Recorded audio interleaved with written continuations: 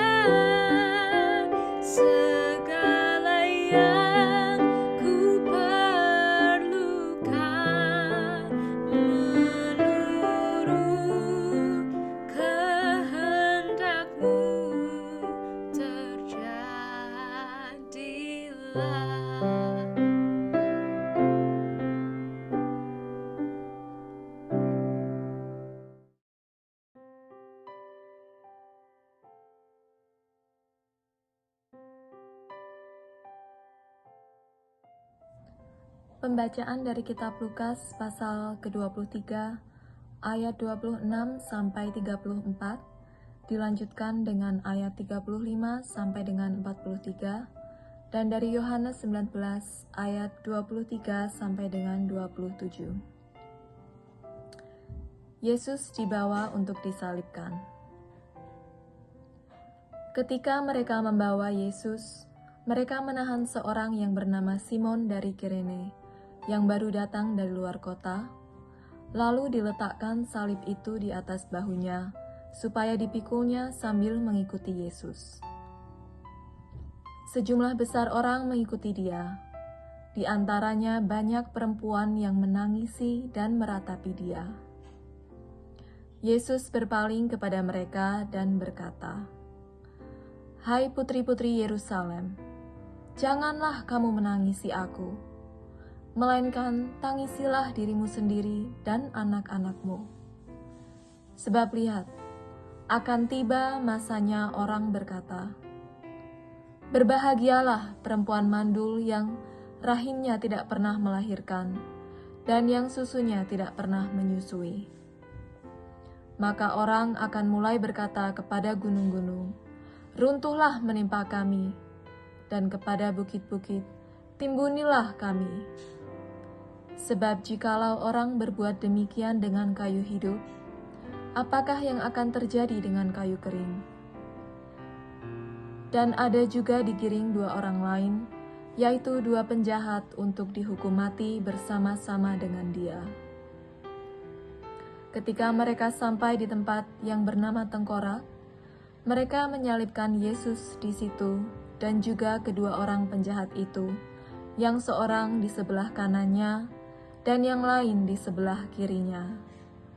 Yesus berkata, "Ya Bapa, ampunilah mereka, sebab mereka tidak tahu apa yang mereka perbuat." Dan mereka membuang undi untuk membagi pakaiannya.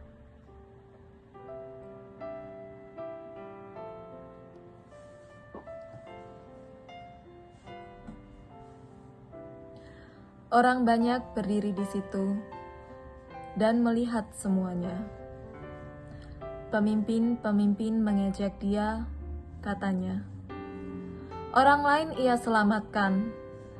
Biarlah sekarang ia menyelamatkan dirinya sendiri, jika ia adalah Mesias, orang yang dipilih Allah." Juga prajurit-prajurit mengolok-olokkan dia.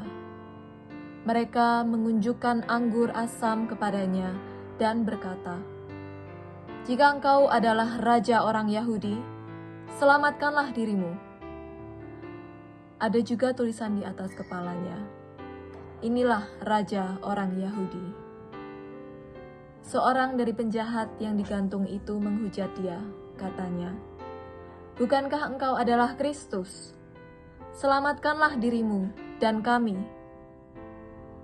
Tetapi yang seorang menegur dia, katanya, "Tidakkah engkau takut, juga tidak kepada Allah, sedang engkau menerima hukuman yang sama? Kita memang selayaknya dihukum, sebab kita menerima balasan yang setimpal dengan perbuatan kita. Tetapi orang ini tidak berbuat sesuatu yang salah." Lalu ia berkata, "Yesus, ingatlah akan aku apabila engkau datang sebagai raja." Kata Yesus kepadanya, "Aku berkata kepadamu, sesungguhnya hari ini juga engkau akan ada bersama-sama dengan aku di dalam Firdaus."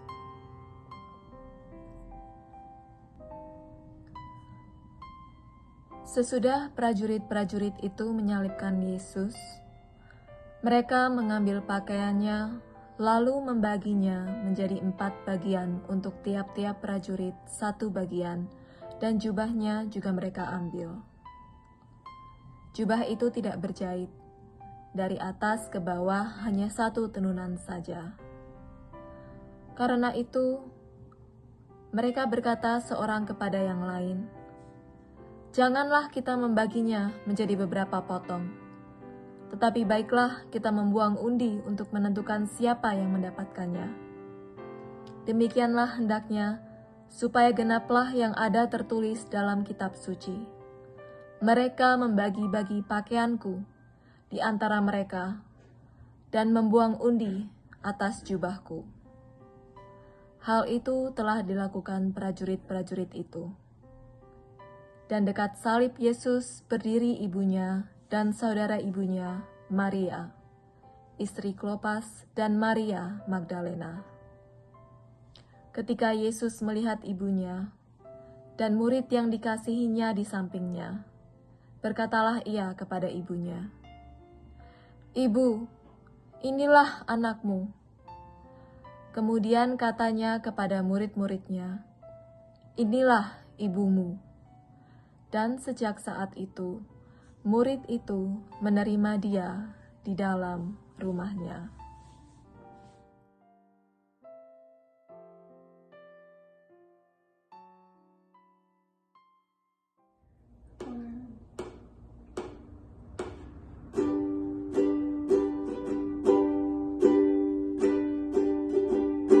Kemanakah aku dapat pergi, menjauhi rohmu yang suci, kau sahabat, dan kau dekat.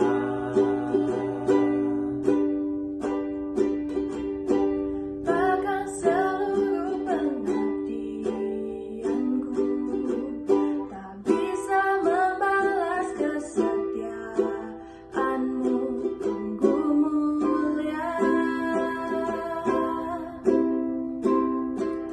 dan berharga.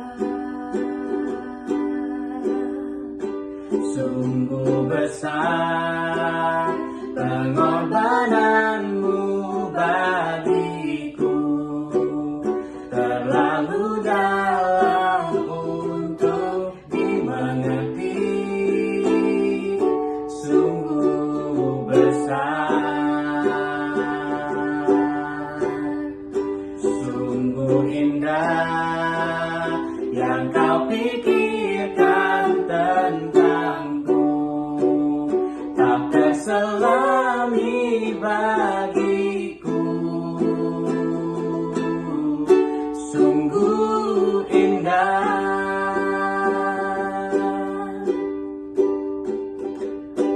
Kemanakah aku dapat pergi, menjauhi rohmu yang suci, kau sahabat,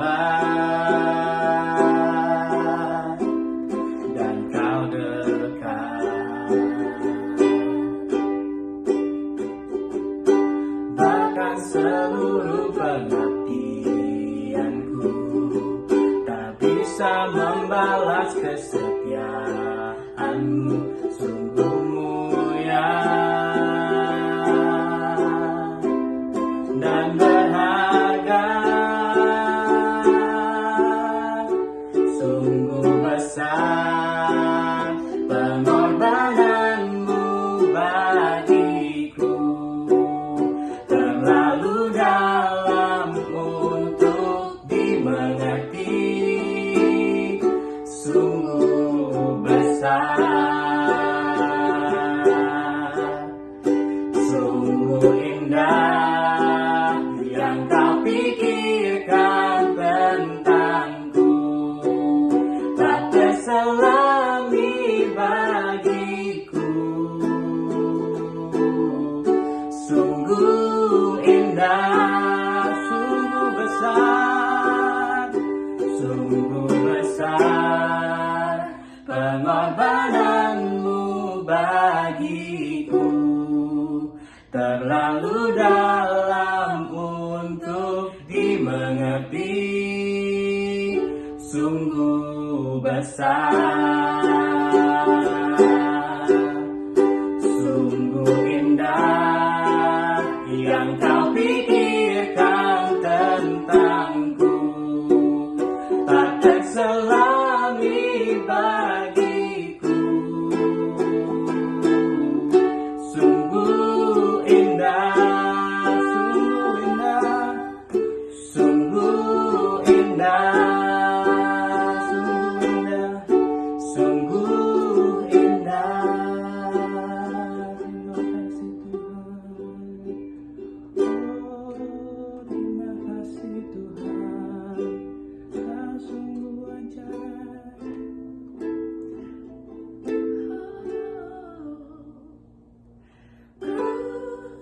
crucified, lay behind the stone.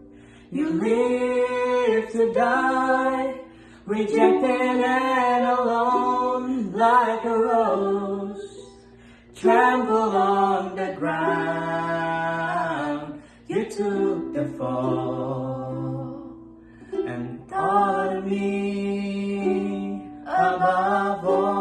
Crucified, crucified, lay behind the stone. You live to die, rejected and alone, like a rose trampled on the ground. You took the fall and thought of me above all, like a rose trampled on the ground. You took the fall and thought of me above all.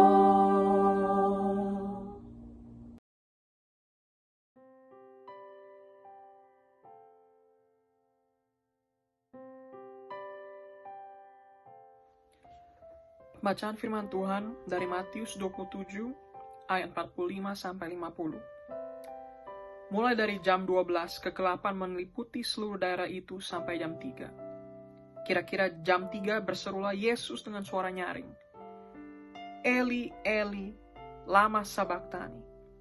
Artinya, Allahku, Allahku, mengapa engkau meninggalkan aku? Mendengar itu, beberapa orang yang berdiri di situ berkata, ia memanggil Elia. Dan segeralah datang seorang dari mereka. Ia mengambil bunga karang, mencelupkannya ke dalam anggur asam, lalu mencucukkannya kepada sebatang bulu dan memberi Yesus minum. Tapi orang-orang lain berkata, jangan, baiklah kita lihat, apakah Elia datang untuk menyelamatkan dia. Yesus berseru pula dengan suara nyaring, lalu menyerahkan nyawanya. Pembacaan firman Tuhan dari Yohanes 19 ayat 28 sampai 29. Sesudah itu, karena Yesus tahu bahwa segala sesuatu telah selesai, berkatalah ia, supaya genaplah yang tertulis dalam kitab suci, aku haus. Di situ ada suatu bekas penuh anggur asam. Maka mereka mencucukkan bunga karang yang telah dicelupkan ke dalam anggur asam kepada batang hisop, lalu menunjukkannya kepada mulut Yesus. Pembacaan firman Tuhan dari Mazmur 22 ayat 14 sampai 16. Mereka mengangakkan mulutnya terhadap aku seperti singa yang menerkam dan mengaum. Seperti air aku tercurah, dan segala tulangku terlepas dari sendinya. Hatiku menjadi seperti lilin, hancur luluh di dalam dadaku. Kekuatanku sekering seperti beling, lidahku melekat kepada langit-langit mulutku, dan dalam debu maut kau letakkan aku. Pembacaan firman Tuhan dari Yohanes 19 ayat 29 sampai 30. Di situ ada suatu bekas penuh anggur asam. Maka mereka mencucukkan bunga karang yang telah dicelupkan kepada anggur asam, kepada sebatang hisop, lalu mengunjukkannya kepada mulut Yesus. Sudah Yesus meminum anggur asam itu, berkatalah ia, sudah selesai. Lalu ia menundukkan kepalanya dan menyerahkan nyawanya. Pembacaan firman Tuhan dari Matius 27 ayat 50 sampai 61. Yesus berseru pula dengan suara nyaring, lalu menyerahkan nyawanya. Dan lihatlah, tabir bait suci terbelah dua dari atas sampai ke bawah, dan terjadilah gempa bumi, dan bukit-bukit batu terbelah. Dan kuburan-kuburan terbuka, dan banyak orang kudus yang telah meninggal bangkit. Dan sesudah kebangkitan Yesus, mereka pun keluar dari kubur, lalu masuk ke kota kudus, dan menampakkan diri kepada banyak orang. Kepala pasukan dan prajurit-prajuritnya yang menjaga Yesus menjadi sangat takut. Ketika mereka melihat gempa bumi dan apa yang telah terjadi, lalu berkata, "Sungguh, Ia ini Anak Allah." Dan gak ada di situ banyak perempuan yang melihat dari jauh, yaitu perempuan-perempuan yang mengikuti Yesus dari Galilea untuk melayani Dia. Di antara mereka terhadap Maria Magdalena dan Maria ibu Yakobus dan Yusuf, dan ibu anak-anak Zebedeus. Menjelang malam datanglah seorang kaya, orang Arimatea yang bernama Yusuf, yang telah menjadi murid Yesus juga. Ia pergi menghadap Pilatus dan meminta mayat Yesus. Pilatus memerintahkan untuk menyerahkan kepadanya. Dan Yusuf pun mengambil mayat itu, mengapaninya dan kain lenan yang putih bersih, lalu membaringkannya dalam kuburnya yang baru, yang digalinya di dalam bukit batu. Dan sesudah menggulingkan sebuah batu besar ke pintu kubur itu, pergilah ia. Tetapi Maria Magdalena dan Maria yang lain tinggal di situ, duduk di depan kubur itu.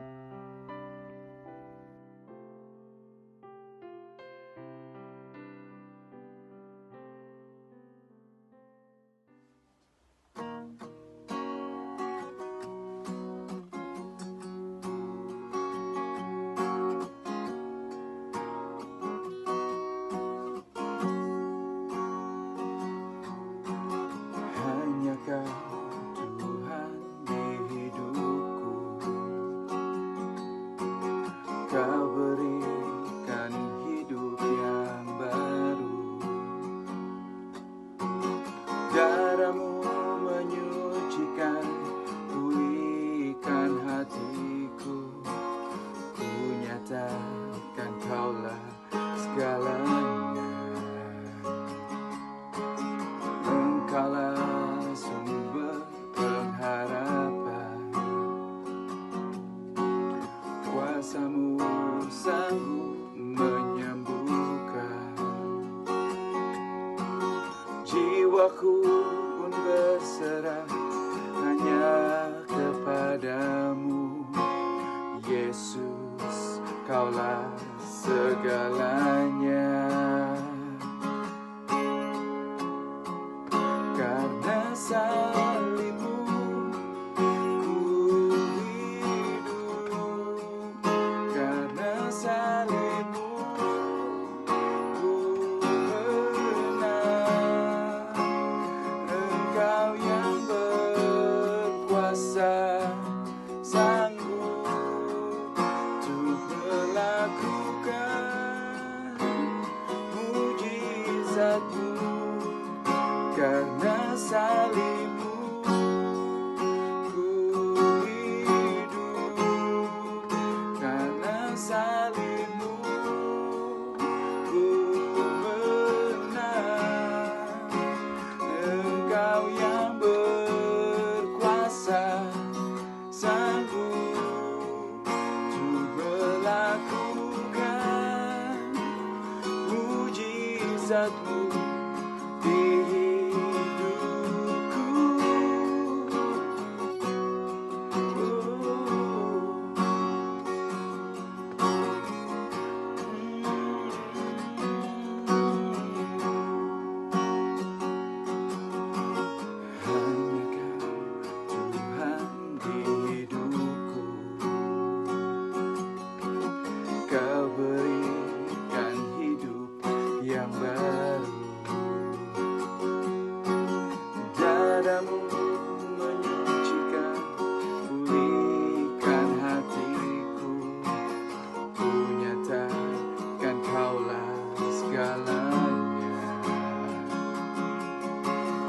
Engkaulah sumber pengharapan, kuasa-Mu sanggup menyembuhkan. Jiwaku pun berserah hanya kepadamu, Yesus, Kaulah segalanya. Karena salib-Mu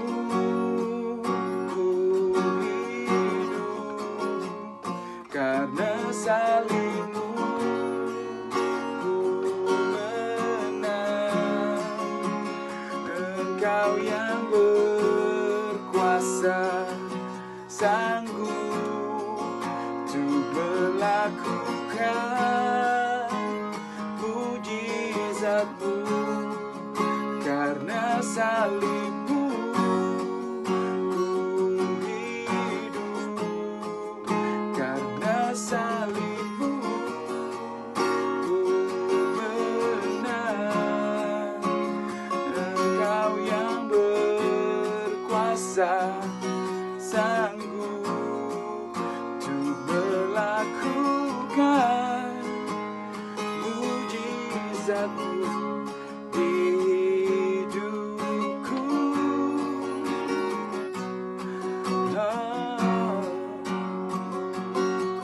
Karena salib-Mu, karena salib-Mu, Yesus.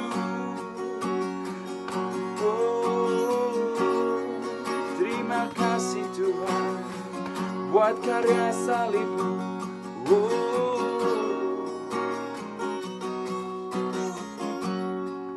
Karena salib-Mu ku hidup, karena salib-Mu ku menang.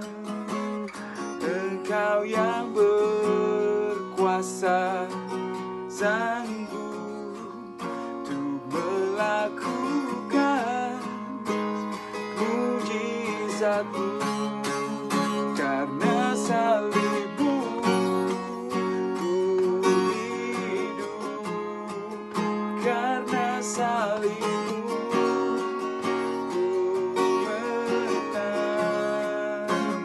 Engkau yang berkuasa, sanggup untuk melakukan mujizat-Mu di hidupku.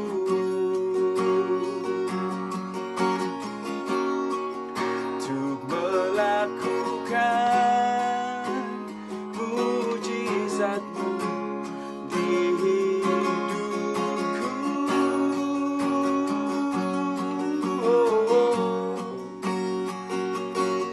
Terima kasih Yesus.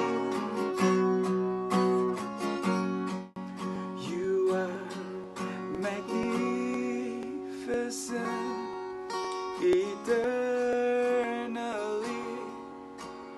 wonderful,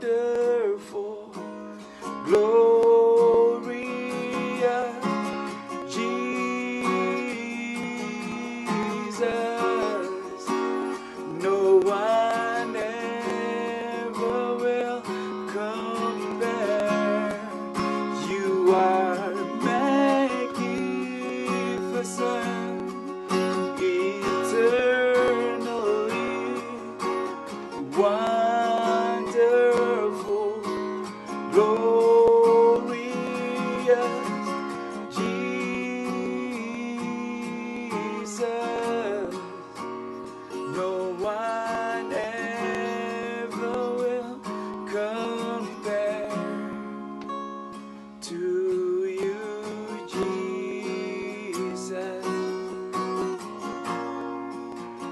No one ever will compare to you, Jesus.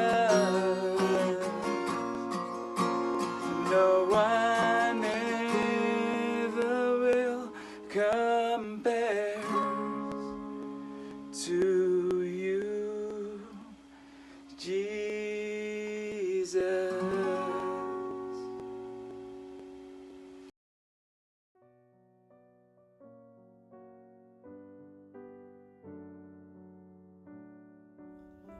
Baik saudaraku, kita akan masuk di dalam firman Tuhan. Untuk itu, buka hati Anda, biar Roh Kudus berbicara buat Anda. Let's pray. Bapa,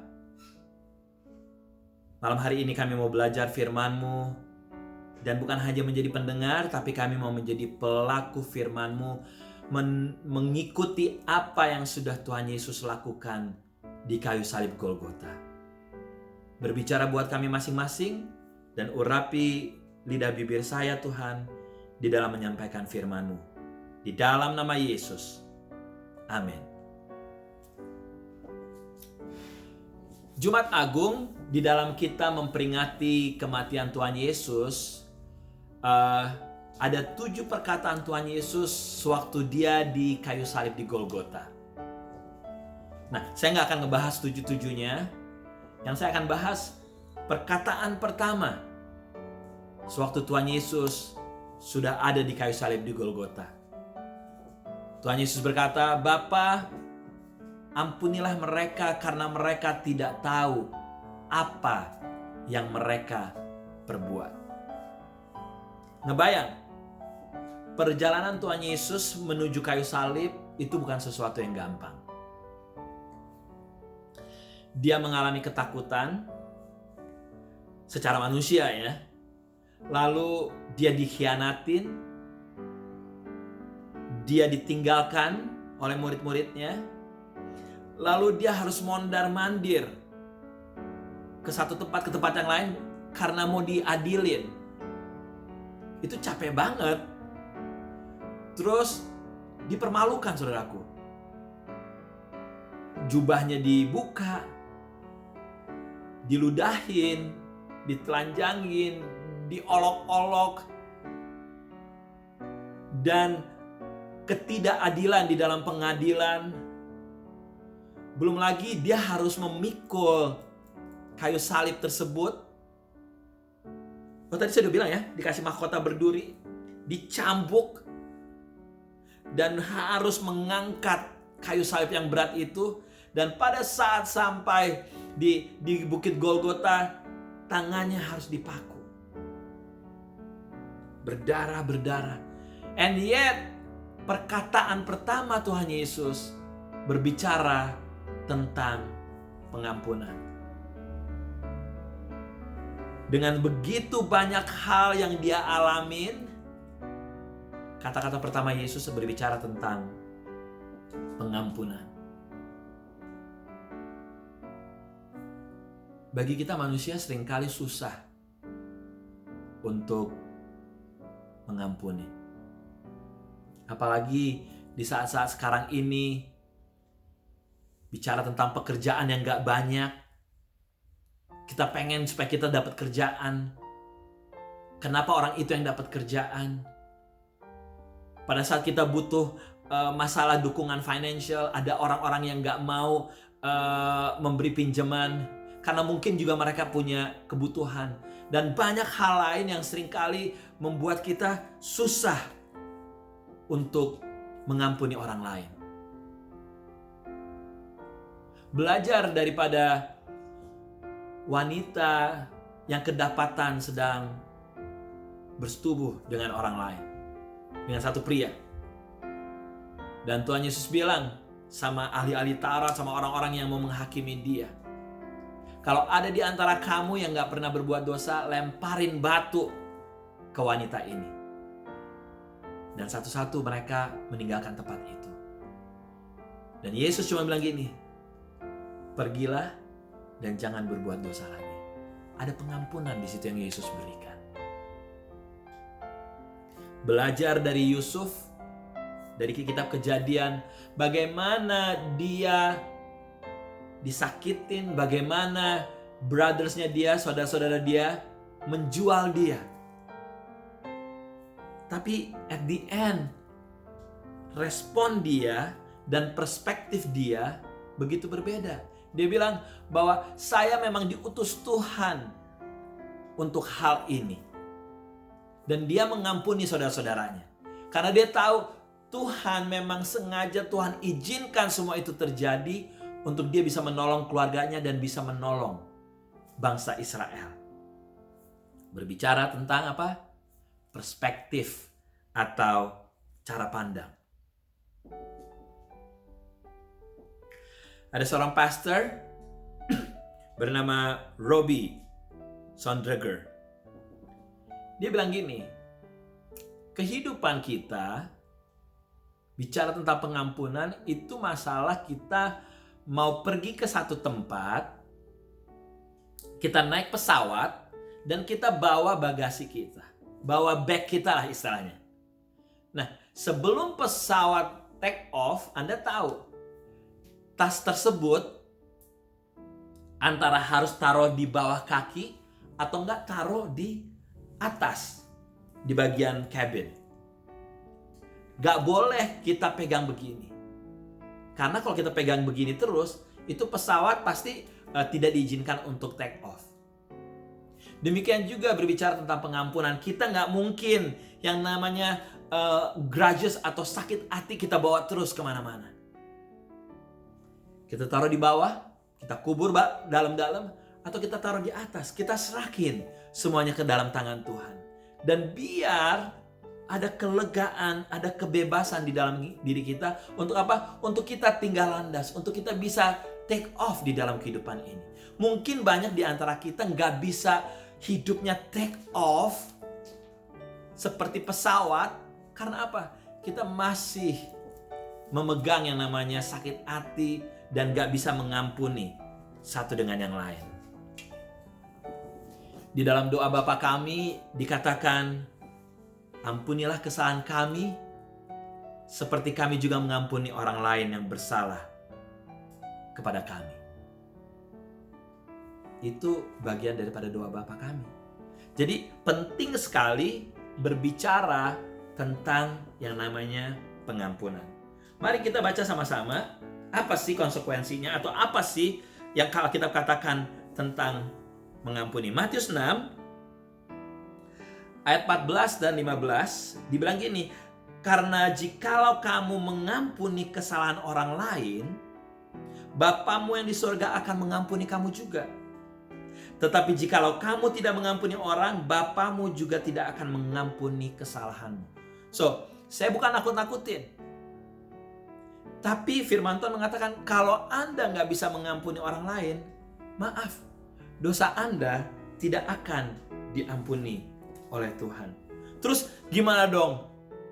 Kalau ada orang yang nyakitin saya setiap hari, apa iya saya harus mengampuni orang tersebut? Matius 18 ayat 21 berbicara begini. Kemudian datanglah Petrus dan berkata kepada Yesus, Tuhan, sampai berapa kali aku harus mengampuni saudaraku jika ia berbuat dosa terhadap aku? Sampai 7 kali? Yesus berkata kepadanya, bukan. Aku berkata kepadamu bukan sampai 7 kali, melainkan sampai 70 kali 7. Jadi kuadrat nih, bukan 70 kali 7, tapi 70 kali 70 kali 70 kali 70 kali 70 kali 70 kali 70. Intinya apa? Walaupun orang itu berbuat dosa setiap hari, kita harus mengampuni orang tersebut. Dan dari hal ini yang saya pelajari bahwa apa? Setiap kita manusia, pasti kita bisa buat salah. Dan orang lain juga bisa buat salah kepada kita. Karena kita bukan manusia sempurna, kita pasti punya dosa, kita punya kesalahan. Sudah selayaknya kita memberi pengampunan kepada orang lain. Karena kita bisa jadi juga nyakitin hati orang lain. Di tangan saya ada pensil, ada penghapusnya. Jadi pensil ini lagi diskusi antara si penghapus dan pensil. Lagi di diskusi, si pensilnya bilang, aduh, setiap kali saya bikin salah, kamu menghapusnya. Kamu menjadi berkurang, dan berkurang, tapi kamu gak pernah marah. Walaupun hidup kamu jadi berkurang. Dan penghapus bilang apa? Yes, saya diciptakan memang untuk menghapus. Apa intinya saudaraku? Bahwa setiap kita diciptakan oleh Tuhan, orang-orang yang percaya kepada Yesus Tuhan, kita diciptakan untuk menjadi orang-orang yang bisa mengampuni orang lain. And I know, gak gampang. Karena apa? Kerjaan si iblis yang selalu terus membuat kita ingat-ingat akan kesalahan orang lain. Dan bukan diingat-ingat, seringkali kesalahan orang yang segini dibesar-besarkan. Hingga apa? Kita gak ngelihat ada kasih dan anugerah dan pengampunan yang Tuhan berikan buat kita. Sekali lagi, iblis kerjaannya cuma membesar-besarkan dan membuat kita mengingat-ingat akan kesalahan orang lain. Malam hari ini, ayo start malam hari ini. Kita ganti dengan apa? Dengan kita mengingat akan kasih, akan anugerah, akan pengampunan yang Tuhan Yesus sudah berikan buat Anda dan saya. Ingat saudaraku, Tuhan kita adalah Tuhan yang penuh kasih. Kasih yang gak ada syarat. Kasih yang tidak ada syarat. Kenapa? Karena sebelum kita kenal Tuhan Yesus, Dia udah menyelesaikan semuanya di kayu salib di Golgota. Karena begitu Dia mengasihi kita semuanya, saudaraku. Ayo kita sama-sama mulai belajar untuk mengampuni orang lain. Kalau Anda bilang susah, susah. Anda harus ingat betapa dosa Anda juga sudah diampuni oleh Tuhan kita Yesus Kristus. Saya mau tutup dengan satu cerita bahwa ada satu orang datang kepada pastornya. Dia bilang, ini bagaimana ini? Saya punya banyak dosa, banyak pelanggaran. Dan dia bilang, udah, kamu datang, doa dan mengaku di hadapan Tuhan. Dia berdoa dan mengaku di hadapan Tuhan. Tapi setelah itu dia gak puas. Dia datang lagi ke pastornya, ditanya, Pastor, saya udah berdoa secara pribadi dan saya udah minta ampun kepada Tuhan secara pribadi. Selanjutnya, apa yang harus saya lakukan? Pastor bisa gak berdoa dan tanyakan kepada Tuhan? Dan pastor itu berkata gini, saya gak perlu berdoa karena saya tahu jawaban dari Tuhan apa. Dia bingung. Kira-kira apa jawaban dari Tuhan kalau pastor berdoa tentang apa yang sudah saya lakukan mengenai minta pengampunan itu? Jawaban dari Tuhan adalah apa? Bahwa Tuhan sudah lupa. Maksudnya apa? Maksudnya sejak kamu mengaku di hadapan Tuhan segala dosa dan pelanggaranmu, Dia adalah Tuhan yang mengampuni. Dia lupakan semuanya. Dia lupakan semua dosa dan pelanggaran kita. Kita yang seringkali mengingat-ingat. Iblis yang seringkali mengungkit-ungkit dan meriwan lagi, dan meriwan lagi. Ayo saudaraku, mulai malam hari ini, kematian Tuhan Yesus berbicara tentang pengampunan. Mari kita sama-sama mengampuni orang-orang yang pernah berbuat salah kepada kita.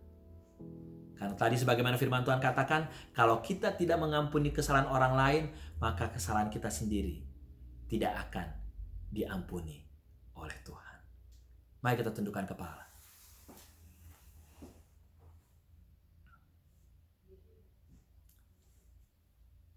Karena begitu besar kasih Bapa akan dunia ini, sehingga Engkau mengaruniakan Yesus anakmu yang tunggal turun ke dunia, supaya barang siapa yang percaya kepadanya tidak binasa, melainkan beroleh hidup yang kekal. Bapa, biar kami orang-orang percaya ini, kami orang-orang yang diselamatkan ini mau ngikut Yesus bukan cuma yang bagian-bagian enaknya doang. Tapi sungguh-sungguh kami mau mengikut Yesus sampai nggak enaknya sekalipun. Yaitu pada saat kami disakitin, pada saat kami dikecewakan, pada saat ada hal-hal yang membuat kami nggak bisa move on. Tapi malam hari ini Tuhan, kami mau melepaskan pengampunan. Kami mau melepaskan pengampunan sebagaimana Yesus sudah mengampuni dosa pelanggaran kami. Roh Kudus bicara buat satu persatu kami semuanya. Akan terjadi pemulihan besar-besaran di alam roh sana, terjadi rekonsiliasi luar biasa. Dan nama Yesus Tuhan, Raja Damai itu yang ditinggikan, dimuliakan. Terima kasih Bapa, materaikan firman-Mu ini di dalam nama Yesus Tuhan. Amin. Crucified, laid behind the stone, you live to die, rejected and alone, like a rose, trampled on the ground. You took the fall and taught me above all, like a rose, trampled on the ground. You took the fall and taught me above all. Terima kasih untuk Anda yang sudah ambil bagian di dalam kebaktian Jumat Agung pada malam hari ini. Jangan lupa hari Minggu kita akan merayakan kebangkitan Tuhan kita Yesus Kristus. Minggu Paskah. Stay tune di dalam online service lewat Facebook maupun lewat YouTube channel yang ada, yaitu PPC Philadelphia Praise Center. Linknya akan diberitahukan kepada Anda semuanya. Dan jangan lupa untuk Anda mengikuti kebaktian Easter Sunday Service di hari Minggu mendatang. Mari kita menerima berkat yang datang dari Tuhan dengan kuasa dan otoritas yang Tuhan berikan, biar setiap Anda diberkati Tuhan pada saat Anda keluar, pada saat Anda masuk, pada saat Anda stay home di rumah. Sinar kemuliaan Tuhan turun atas Anda semua dari sekarang sampai selama-lamanya. And we are so excited, Lord, untuk celebrate the resurrection of Jesus Christ pada hari Minggu nanti. Di dalam nama Yesus, semua yang percaya boleh berkata, amin, amin, amin, amin. Sampai ketemu hari Minggu.